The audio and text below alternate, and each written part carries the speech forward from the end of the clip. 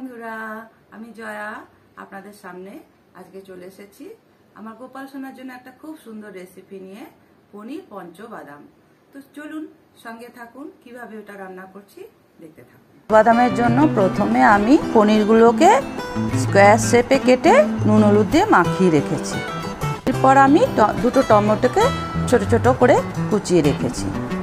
এখানে আমি একটা পাত্রে জায়ফল, জয়িত্রী, এলাচ, দারচিনি, লবঙ্গ রেডি করে নিয়েছি। তারপর এখানে আমি মিক্সিতে 5 রকমের বাদাম পেস্ট করে নিয়েছি। এখানে আমার তেল গরম হয়ে গেছে। এবার আমি পনিরগুলো এক এক করে দিয়ে লাল করে ভেজে নেব।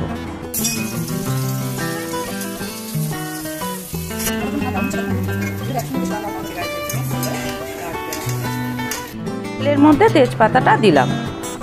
এরপর আমি বাকি সব ফোড়নগুলো দিলাম।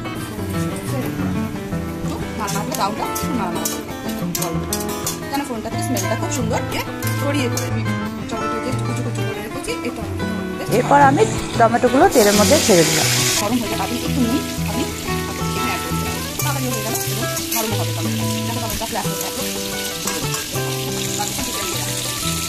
এরপর আমি এর মধ্যেই ওই যে পঞ্চবাদামের পেস্টগুলো করে রেখেছি ওটা এর মধ্যে তেলের মধ্যে দিয়ে দেবো।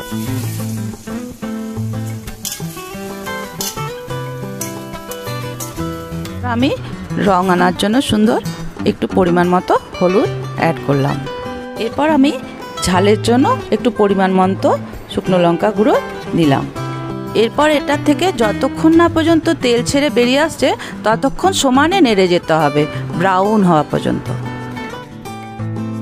এরপর আমি এটাকে কিছুক্ষণ ধরে ফুটাবো।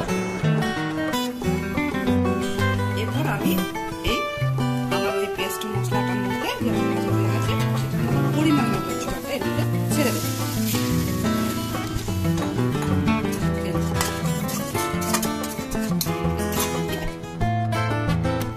এবার আমার এই দেখুন গ্রেভিটা ফুটে এসেছে।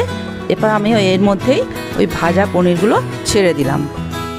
আমি এটাকে কিছুক্ষণের জন্য ফুটতে দিলাম। এই দেখুন আমার রান্নাটা প্রায় হয়েই এসেছে। এখন আমি একটু স্বাদের জন্য বাটার অ্যাড করব।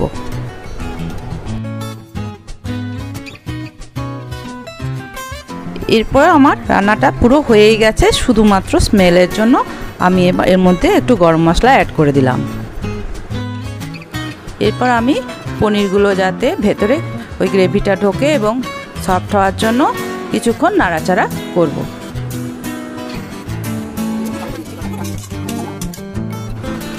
এরপর আমি আমার পছন্দ মতন শসা, লঙ্কা, টমেটো দিয়ে একটু গার্নিশিং করে নিয়েছি।